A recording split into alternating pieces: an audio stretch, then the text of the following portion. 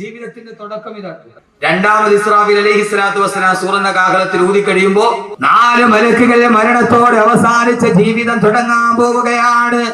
ആ സമയത്ത് എഴുന്നേറ്റ് 4 മലക്കുകൾ ചോദിക്കും, അല്ലാഹുവേ അല്ലാഹുവേ അല്ലാഹുവേ, പരലോകം തുടങ്ങി. അല്ലാഹുവേ എവിടെയാണ് അല്ലാഹുവേ? ഐനൻ നബിയുൽ മുസ്തഫ, ഹബീബായ നബി എവിടെ? ഹബീബായ നബി എവിടെ?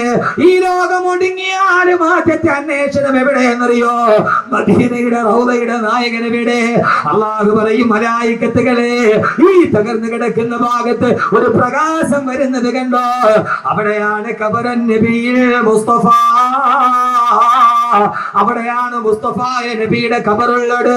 പരലോകത്തിന്റെ തുടക്കമാണ് ഞാൻ പറയുന്നത്. മരണം ജീവിതത്തിന്റെ തുടക്കമാണ്. അതീ ജീവിതത്തിന്റെ തുടക്കം ഇങ്ങനെയാണ്. ആ ജീവിതത്തിന്റെ തുടക്കമാണ് പറയുക. അല്ലാഹു പറയുമ്പോ 4 മലായികത്തുകൾ പ്രകാശം കാണുന്ന ഭാഗത്തെത്തുമ്പോ അവിടെയാണ് റൗളത്തുൻ നബിയിൽ മുസ്തഫ. അല്ലാഹുവിന്റെ റസൂലിന്റെ റൗളയുടെ ചാരത്ത് അവിടെ ചെല്ലുമ്പോ മീകായിൽ പറയും, മീകായിലേ നിങ്ങൾ വിളിക്കുക. മീകായിൽ പറയും, ഇല്ല ഇല്ല അസ്രായീലേ നിങ്ങൾ വിളിക്കുക. അവസാനം നിങ്ങളല്ലേ നബിയെ കണ്ടത്? അല്ല അല്ല അസ്രായീലേ. അവസാനം എല്ലാ മലക്കുകളും കൂടി പറയും, ഇല്ല ഇല്ല, ഹബീബായ നബിയെ വിളിക്കാൻ അർഹതയുള്ളതാർക്കാ? ജിബ്രീലേ അവിടേക്കല്ലയോ? 23 വർഷ കാലഘട്ടത്തിന്റെ ഉള്ളിൽ 24,000 പ്രാവശ്യം വന്ന് സന്ദർശിച്ചിട്ട് പോയ 23 വർഷത്തെ കാലയളവിന്റെ ഉള്ളിൽ 23,000 പ്രാവശ്യം ലൗഹുൽ മഹ്ഫൂദിൽ നിന്ന് മക്കയിലും മദീനത്തും വന്ന് കടന്നുപോയി. ഈ മണിനാഥത്തിന്റെ ഉടമസ്ഥനെ റൂഹുൽ അമീൻ മലക്കു ജിബ്രീൽ അലൈഹിസ്സലാത്തു വസ്സലാം അല്ലാഹുവിന്റെ റസൂലിന്റെ ഖബറിന്റെ ചാരത്ത് നിന്നിട്ട് ജിബ്രീൽ അലൈഹിസ്സലാത്തു വസ്സലാം വിളിക്കുമത്രേ, കുംബീദിനില്ല കുംബീദിനില്ല കുംബീദിനില്ല. ഓ സമയത്ത് റൗളയുടെ ചാരത്ത് നിന്നിട്ട് റിസാലത്തിന്റെ വലത്തെ കൈകൾ കൊണ്ട് തലമുടിയിലെ മണ്ണ് ചവിട്ടി തട്ടി മാറ്റിക്കൊണ്ട് അവിടെ നിന്ന് ചാടി എഴുന്നേക്കും. ആരെന്നറിയുമോ? മദീനയുടെ നായകനെ, ആത്മീയതയുടെ പരിമളമേ, ആദർശത്തിന്റെ പ്രോജ്വല താരകമേ, ഫഹ്മീമ വസ്ലീ വാഹിദു യദി ഇൻഷാഅല്ലാഹ് മുഹമ്മദുർ റസൂലുള്ളാഹ്. അല്ലാഹുവിന്റെ റസൂൽ ചാടി എഴുന്നേൽക്കലായി. ഹബീബായ നബി തങ്ങൾ വരുമ്പോ അല്ലാഹുവിന്റെ റസൂൽ തന്നെ ഒരു ദിവസം പറഞ്ഞ, അനസേ, പ്രിയപ്പെട്ട സഹാബി അനസിനോട്, അനസേ റളിയല്ലാഹു തആല അൻഹു, ആദ്യം മഹ്ശറിലേക്ക് എഴുന്നേറ്റത് ഞാനാണ്. ഞാൻ എഴുന്നേറ്റ് നോക്കുമ്പോ എനിക്കറിയില്ല, ഫൈദാ ഹിയ ബിമൂസാ, അതാ അർശിന്റെ താഴെ നിൽക്കുന്നു ബഹുമാനപ്പെട്ട കലീമുല്ലാഹി മൂസ.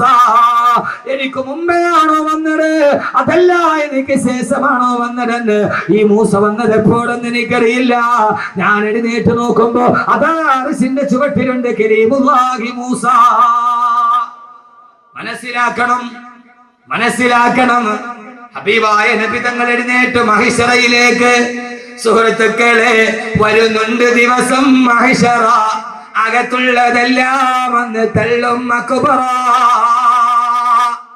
ആ സമയത്താണ് ഖബറിൽ കിടക്കുന്ന നമ്മളെല്ലാം ഖബറിൽ നിന്ന് ചാടി എഴുന്നേൽക്കുക. ആ സമയത്താണ് പുതിയ ജീവിതം തുടങ്ങുക. അള്ളാഹു നല്ല ജീവിതം തുടങ്ങാൻ തൗഫീഖ് നൽകട്ടെ. ഉറക്കെ വിഷയത്തിന്റെ വൈപുല്യത കൊണ്ട് പെട്ടെന്ന് ഞാൻ പറഞ്ഞു പോവുക. അള്ളാഹു നന്നായിട്ട് കിടന്നെടുത്ത് എഴുന്നേക്കാൻ അള്ളാഹു തൗഫീഖ് നൽകട്ടെ. മോനെ, ഖുർആനാണ്. അപ്പൊ നമ്മളൊക്കെ എവിടെയുണ്ട്? ഖബറിന്റെ ഉള്ളിലുണ്ട്. അവിടെ ശരീരമൊക്കെ ജീർണിച്ച് മാംസം എല്ലാം കൂടെ അരിഞ്ഞ് ആ മണ്ണിൽ അരിഞ്ഞ് കിടക്കും. അപ്പോ കബീർ മൊയ്ലിയാർ ആരാ? ഒരു പിടി മണ്ണ്. അപ്പൊ ഈ കബീർ മൊയ്ലിയാർ ആരാ? കണിയാപുരത്തുകാർ നന്നായിട്ട് പോസ്റ്ററൊക്കെ ഒട്ടിച്ചിട്ടുണ്ട്. ഈ പ്രഭാഷണ കലയിലെ കിരീടം വെക്കാത്ത രാജാവ് എന്നൊക്കെ നിങ്ങൾ വെറുതെ പച്ചക്കള്ള എഴുതി വെച്ചിരിക്കുന്ന ഈ ചുമ്മാ എന്നെ രസിപ്പിക്കാൻ വേണ്ടി പറയണല്ലേ. അഹമ്മദ് കബീർ മൊയ്ലിയാർ, നൗഷാദ് ബാക്കവിയൊക്കെ ആരാ? അവരൊക്കെ വെറും കൊള്ളില്ല. കബീർ മുസ്ലിയാരും കൊള്ളൂല, നൗഷാദ് ബാക്കവിയും കൊള്ളൂല വഅദിന്റെ കാര്യത്തിൽ. കാരണം എന്താ? പ്രഭാഷണ കലയിലെ കിരീടം വെക്കാത്ത രാജാവ് ഉണ്ടായിരുന്നു. ഞാൻ കാസർഗോഡ് പ്രസംഗിക്കാൻ പോയപ്പോ ആ മഹല്ലുകാരനോട് പറഞ്ഞു, തഴവ ഉസ്താദ് തുടർച്ചയായിട്ട് 22 വർഷം ഇവിടെ പ്രസംഗിച്ചിട്ടുണ്ട്. തഴവ ഉസ്താദ് 22 വർഷം തുടർച്ചയായിട്ട് ആ മഹല്ല് പ്രസംഗിച്ചിട്ടുണ്ട്. അഹമ്മദ് കബീർ വാക്കവി, നൗഷാദ് വാക്കി ഇന്ന് വിളിക്കും, നാളെ വിളിക്കും, 3 പ്രാവശ്യം വിളിക്കും, 4ാമത്തെ പ്രാവശ്യം വേണ്ടടെ കേട്ടത് തന്നെ ഇതിന് അടുത്തത് വിളിക്കും. ഇതൊന്നും ഒന്നുമല്ല മനുഷ്യന്മാരെ. ഇതിപ്പോ എന്തോ അള്ളാഹുടെ ഒരു തൗഫീഖ് കൊണ്ട് നാക്കുകൊണ്ട് അങ്ങനെ പോയതാ. ഞാൻ പലപ്പോഴും ആളുകൾ എന്നോട് കാണിക്കുന്ന വല്ലാത്തൊരു സ്നേഹം കാണുമ്പോൾ ഞാൻ പലപ്പോഴും ചിന്തിക്കാറുണ്ട്, പടച്ചോനെ ഞാൻ എത്ര ചെറുതാണ്. ഞാൻ മലപ്പുറത്ത് അത് പറയുമ്പോൾ ഒരു ചെറുപ്പക്കാർ ഭയങ്കര തിരക്കാണ്. അവിടുത്തെ കാര്യങ്ങളെ പുസ്തകന്മാർക്കറിയാം. ഒരു 50,000 പേരില്ലാത്ത സദസ്സൊന്നും 2 പേരെ സദസ്സിലില്ല. അപ്പൊ അവിടെ ഞാൻ ഭയങ്കര തിരക്ക്. ഒരു ചെറുപ്പക്കാരൻ, നല്ല ഡ്രസ്സ് ചെയ്തൊരു ചെറുപ്പക്കാരൻ എൻ്റെ അടുക്കൽ വന്ന് ഇങ്ങനെ നിന്നു കുറേ നേരം. ഞാൻ അവസാനം ഒന്നും മിണ്ടുന്നില്ല. എല്ലാവരും മുസാഫത്ത് ചെയ്യുന്ന തിരക്ക്. ഞാൻ അവനോട് ചോദിച്ചു, മോനെ, നല്ല സുമുഖനായ ചെറുപ്പക്കാരൻ. ഞാൻ ചോദിച്ചു, മോനെ എന്താ? അവനോട് ഉസ്താദെ ഞാൻ ഉസ്താദിനെ ഒന്ന് തൊട്ടോട്ടെ. ആ കുട്ടി, ഞാൻ ആ സമയത്ത് വല്ലാഹി ഞാൻ പറയാം എൻ്റെ കണ്ണ് നിറഞ്ഞു പോയി. ഞാൻ ചോദിച്ചാൽ അഹമ്മദ് കബീർ നീ ഇത്രയൊക്കെ ആയിട്ടുണ്ട്? അവനവൻ ചെറുതാണെന്ന് തോന്നുന്ന രീതിയിൽ ഈ സമുദായം നമ്മളെ സ്നേഹിക്കാൻ തുടങ്ങി. അതിൻ്റെ പേര് ഒരു ഇഞ്ച് പോലും മുകളിലോട്ട് കയറിയിട്ടൊന്നുമില്ല. ആളുകൾക്കൊന്നും ഇവിടെ ഒന്നും ഡേറ്റ് കൊടുക്കാത്തതുകൊണ്ട് വലിയ അഹങ്കാരമാണ്, സമയം കിട്ടാനിട്ട്. അതിൻ്റെ പേര് ഒരു പുൽക്കൊടിയുടെ പോലും മുകളിലോട്ട് കയറിയിട്ടില്ല. അതിൻ്റെ പേര് വല്ലാഹി പടച്ച തമ്പുരാനെ തന്നെ താന്നിട്ടുള്ളൂ. അപ്പൊ ചിന്തിക്കും, പടച്ചോനെ എടാ നിനക്ക് ഇത്രയൊക്കെ എനിക്ക് അർഹതയുണ്ട്. അബൂബക്കർ റളിയല്ലാഹു അൻഹുവിനെ എല്ലാവരും സ്തുതിക്കുമ്പോൾ അബൂബക്കർ ഖാൻ പടച്ചവനെ എല്ലാവരും എന്നെ വലിയ മഹാനായിട്ട് കാണുകയാണ്. പടച്ചവൻ അവരറിയാത്ത തെറ്റെനിക്കുണ്ട്, നീ അതെനിക്ക് പുറത്തുതാ അല്ലാഹുവേ എന്ന് അബൂബക്കർ റളിയല്ലാഹു തആല ദുആ ചെയ്തു. വജഅലി ഖൈറൻ മിമ്മാ യദുന്നൂൻ, അവരെന്നെ ആദരിക്കുന്നതിനേക്കാളേറെ നിന്റെ മുമ്പിൽ എന്നെ ആദരിക്കണേ അല്ലാഹുവേ എന്ന് ദുആ ചെയ്യുമായിരുന്നു സയ്യിദുനാ അബൂബക്കർ സിദ്ദീഖ് റളിയല്ലാഹു അൻഹു. 22 വർഷം മുടങ്ങാതെ വാദു പറഞ്ഞ മനുഷ്യൻ. ആ മനുഷ്യൻ, എന്റെ പ്രിയപ്പെട്ട സഹോദരങ്ങളെ, ആരാണെങ്കിലും അവൻ അന്ന് ഖബറിന്റെ ഉള്ളിൽ ഒരു പിടി മണ്ണാണ്. എത്ര സൗന്ദര്യമുള്ളവൾ, എത്ര കറുത്തവളും വെളുത്തവളും ഒക്കെ മണ്ണിന്റെ അടിയിൽ പോയി ഒരു പിടി. മീകായിൽ അലൈഹിസ്സലാത്തു വസ്സലാം മഴ പെയ്തു. ആ മഴവെള്ളം വന്ന് ഈ നമ്മുടെ ശരീരം ഇപ്പൊ ഞാൻ വിളിച്ച് ലേലം ചെയ്ത് കൊടുക്കും. ഇപ്പൊ ഞാൻ ലേലം ചെയ്ത് കൊടുക്കും.